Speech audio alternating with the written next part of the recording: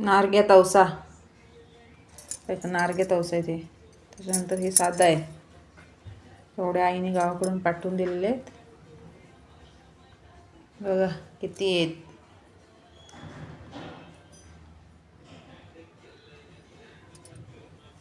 त्यानंतर इकडे हे दोडके आहे. मस्तपैकी वाटाण्यामध्ये दोडकं करायचं आहे. हे भेट आपल्याला आईने गावावरून पाठवून दिले गाडीवाल्यासोबत. तर मस्तपैकी काकडे वगैरे एन्जॉय करायचे. एवढी भाजी, सगळा भाजीपाला पाठवून दिलाय.